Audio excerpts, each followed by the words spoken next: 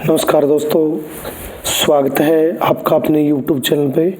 और साथियों, आज जो हम डिस्कशन करेंगे वो हमारे इस 2024 भर्ती वर्ष को लेकर, या इसको हम चुनावी वर्ष भी बोल सकते हैं, क्योंकि 2024 में सबसे ज़्यादा भर्तियां हैं या वैकेंसी है वो आपको देखने को मिलेगी। करीबन ये कह रहे हैं कि 1 लाख भर्तियां हैं वो करेंगे। तो किस प्रकार करेंगे वो आज हम आपको बताऊंगा। और इसके अलावा जो HKN की समस्या है कुछ साथियों की, या TGT का जो बार बार रिजल्ट पूछते हैं, या कट ऑफ बनाने के लिए कहते हैं, या ग्रुप डी की पूछते हैं, तो सभी साथियों का एक ही वीडियो में हम हल निकालने की मैं कोशिशें करूँगा। तो साथियों, सबसे पहली बात है कि हरियाणा के अंदर जो HPSC की भर्ती है, यानी कि PGT भर्ती है 46, वो सबसे पहले होने वाली है। क्योंकि आप देख रहे हो, जैसे मेरे खुद के ही ऊपर ले लें तो PGT में भी शामिल हूँ, TGT में भी हूँ, ग्रुप डी में भी हूँ, C में हूँ, यानी कि जितनी भर्तियाँ निकली हुई है उनमें सभी में मैंने फॉर्म भरा हुआ है और एलिजिबल है उनके लिए। तो ये तो नहीं होगा कि सभी जगह लग जाएंगे, लगना हमने एक ही जगह है, लेकिन 4 पोस्ट के लिए अप्लाई कर रखा है। तो इसको ही हमने समझना है। जैसे कि HPSC की 4600 पोस्टें हैं, जो अच्छे साथी हैं जिनका लेवल अच्छा है, क्रीमी लेयर है, HPSC के अंदर वो भर्ती हो जाएंगे एज ए PGT लेक्चरार। और उसके बाद अगर बच जाते हैं जो साथी, तो वो ग्रुप C में भी है। वो साथी जो 32,000 पोस्टें ग्रुप C की है, और आपको पता है ग्रुप C के जो एग्ज़ाम लिए गए हैं, संभावना है कि जितने एग्ज़ाम लिए गए हैं उनका रिजल्ट वो जल्दी आ जाएगा, क्योंकि उनमें जो कैंडिडेट हैं वो नामात्र हैं, कम है। तो कुछ साथी हैं जो अच्छी नॉलेज रखते हैं, तो PGT की HPSC की जगह अगर PGT में किसी तरह से रह जाते हैं तो ग्रुप C में वो लगने के उनके पूरे चांस रहने वाले हैं। अगर वहाँ से भी वो चूक जाते हैं तो वो जो TGT भर्ती है हमारी, उसके अंदर भी सेम कैंडिडेट है, तो कहीं ना कहीं वहाँ भी वो सेट हो सकते हैं। और खुदा न खास्ता वो TGT भर्ती में भी नहीं एलिजिबल होते हैं।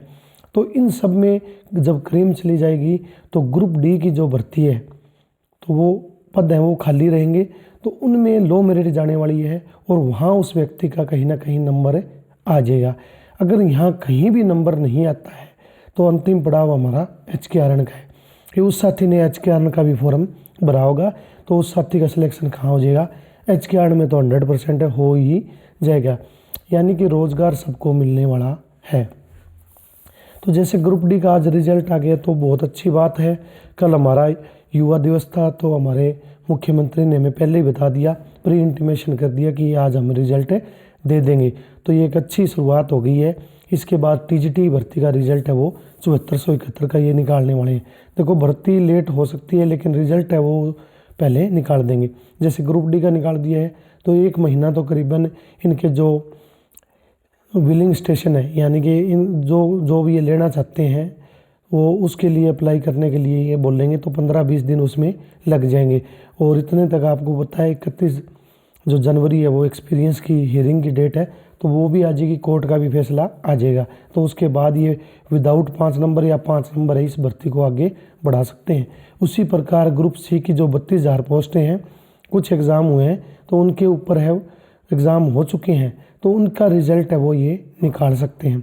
तो ग्रुप C में भी हो जाएगा और TGT में हो जाएगा। इसके अलावा HPSC की भर्ती है वो भी लगी हुई है, वो भी रोज़ आप देख रहे हो रिजल्ट आ रहे हैं, और उनकी ज्वाइनिंग है वो सबसे पहले होने वाली है। तो साथियों, कहने का मतलब यही है कि आपको घबराने की ज़रूरत नहीं है। अगर ग्रुप डी में थोड़े बहुत कम ज़्यादा नंबर बन रहे हैं तो कोई बात नहीं है, क्योंकि जैसे मैं अपना बता दूं तो सभी भर्तियों में जैसे शामिल हैं, तो कहीं ना कहीं हमारा काम है वो बढ़ना चाहिए। तो उसी तरह आप भी एक एस्पिरेंट हो, तो आपने भी सारे फॉर्म अप्लाई किए हैं और हर जगह आप शामिल हो। और ग्रुप डी अगर हम HPSC में जैसे मैं लग जाता हूँ, या आप लग जाते हैं, या TGT में लग जाते हो, तो ये ग्रुप डी वाली HKN की पोस्ट है वो भी आपकी वैकेंट हो जाएगी। अब साथियों, इसके अलावा आपको बता दें कि जो इसमें लगभग भर्तियां हैं वो होने वाली है, क्योंकि अगर हम मान लें तो TGT PGT को मिलाकर 15,000 पोस्टें ये फिल करेंगे टीचर की।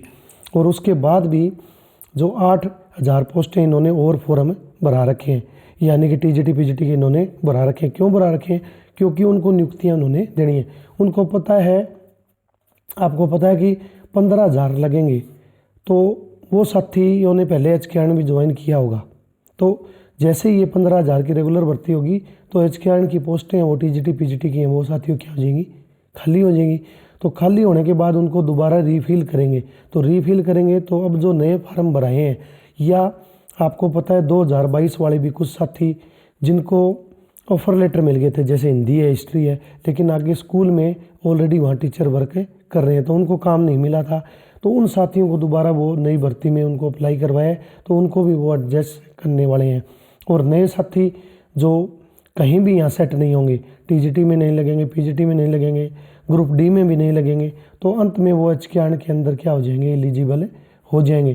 क्योंकि एचकेआरएन में रेगुलर बंदा है वो नहीं आएगा, जो बंदा इन सभी भर्तियों में रह जाएगा वो एचकेआरएन के अंदर फिर क्या हो जाएगा, फिट हो जाएगा। तो इस तरह से ये एग्ज़ाम लिए जा रहे हैं और हो रहे हैं। तो इससे एक मान लो अच्छे खासे बच्चे हैं वो इस भर्ती के अंदर लगने वाले हैं, जो जिनका स्टडी का बैकग्राउंड अच्छा है, तो वो कहीं ना कहीं इस चुनावी वर्ष में 2024 में है वो अपनी जॉब है वो हासिल कर लेंगे। तो मेरे को नहीं लगता कि इतना समझाने के बाद आपको ये फील हो कि सर हमारा नंबर नहीं आएगा। अगर आपके ठीक ठाक नंबर हैं तो आप कहीं ना कहीं ग्रुप डी की या सी के में या टीजीटी में, पीजीटी में या लास्ट में एचकेआरएन में भी आप भर्ती हो सकते हो। तो वहाँ आपके अच्छे चांसेस साथियों बन जाएंगे। और ये सभी भर्तियाँ आपको बार बार बताने की ज़रूरत नहीं है कि ग्रुप डी की 13,500 थी, 14,500 कर दी इन्होंने, बढ़ा दिया है कि ज़्यादा से ज़्यादा अगर बच्चे ग्रुप सी, टीजीटी, पीजीटी में लग जाते हैं तो बाकी बच्चे अच्छे ही हैं जो वहाँ एग्ज़ाम दे रहे हैं, तो उन बच्चों को ग्रुप डी के अंदर क्या मिल जाएगा, मौका मिल जाएगा।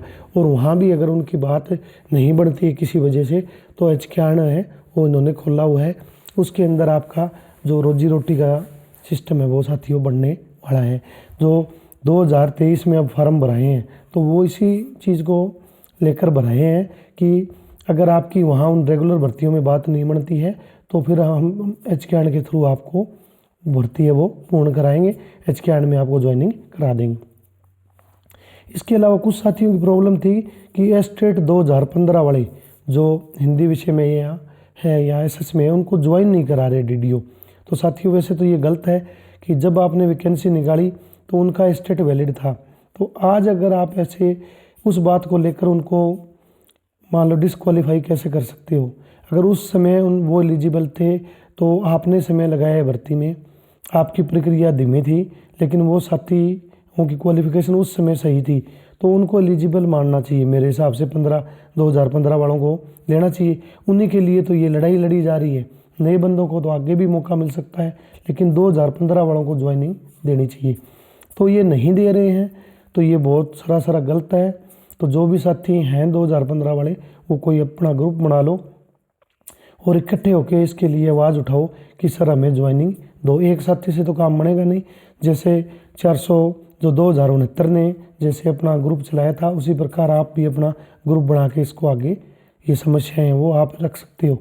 इसके अलावा कुछ साथियों की प्रॉब्लम थी कि पहले हमें 2022 में ही ऑफर लेटर दे दिए गए थे, लेकिन जब हम स्कूल ज्वाइन करने गए तो वहाँ टीचर पहले ही उपलब्ध थे, जिसके कारण उन्हें स्टेशन नहीं मिला।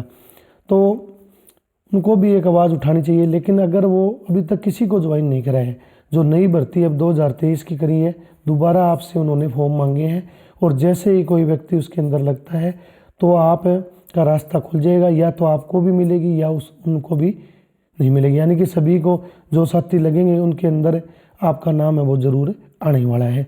क्योंकि नई जैसे ये रेगुलर भर्ती या 2069 की टोटल हो जाएगी तो उसके बाद रिवाइज़ होने हैं कि कितने पद और खाली रह गए। क्योंकि अभी रेगुलर अगर एक मान के चलो कि अभी साथियों को ज्वाइनिंग दे रहे हैं, जैसे 2069 को दे रहे हैं, अगर इनको ज्वाइनिंग दे दी और 15,000 रेगुलर आ गई तो क्या इनकी छुट्टी होगी, क्या इनको निकाल दिया जाएगा? तो एकदम से कोई भी सरकार ऐसे नहीं निकालेगी। 3 महीने काम दे के आपको निकालने वाली नहीं है। आपका जो एक्सटेंशन है वो बढ़ना है। तो 15,000 का इन्होंने कोटा कर रखा है कि 15,000 तो रेगुलर आ रहे हैं तो उनकी पोस्ट है वो फिक्स है, उनको साथ वो छेड़छाड़ नहीं करेंगे। लेकिन जैसे 2069 को दे दिया और 15,000 को दे दिया, 17,000 की होगी, तो उसके बाद पोस्टें वो रिवाइज़ होंगी, और रिवाइज़ होने के बाद है जो नई भर्ती है उसके खुलने के चांस है। और इसके अलावा अगर जैसे कुछ साथियों के डॉक्यूमेंट में गलती है या किसी और दूर आने से वो ज्वाइन नहीं कर रहे हैं, तो जब 2023 में दोबारा मौका है उन साथियों को दोबारा मिलने वाला है। तो साथियों घबराने की ज़रूरत नहीं है। इनके एचक्याण हो चाहे ये जितनी भी भर्तियां चल रही है, आप सभी में एलिजिबल हो और अपना जो कोशिश है वो आप अपनी तरफ से जारी रखो, क्योंकि अगर आप कोशिश रखोगे तो कहीं ना कहीं आपका सिलेक्शन इस वर्ष में 2024 में ज़रूर होना चाहिए। अब नहीं तो कभी नहीं, ये भी सोच लेना कि इससे ज़्यादा अच्छा मौका, और मेन बात है चुनावी वर्ष है तो इससे ज़्यादा अच्छा मौका हमें बार बार मिलने वाला नहीं है। तो इसी के साथ साथियों विदाई लेता हूँ और मिलते हैं किसी और वीडियो में। और इस प्रकार की अगर कोई समस्या लगेगी तो और भी हम वीडियो आगे बढ़ाएंगे, जिससे साथियों की जो समस्या है उसका कहीं ना कहीं अगर थोड़ा बहुत भी योगदान उनको अपनी तरफ से मिलता है तो अपने आप को हम सौभाग्यशाली समझते हैं कि चलो अध्यापक का काम ही समझाना है, इन्फॉर्मेशन देना है। अगर वो किसी को रास्ता दिखा सके, कहते भी हैं कि candle has to burn like a teacher, जैसे एक मोमबत्ती जलती है और दूसरों को प्रकाश देती है, अध्यापक का वही काम होता है। वो मोमबत्ती की तरह जलकर दूसरों को क्या करता है, प्रकाशित करता है।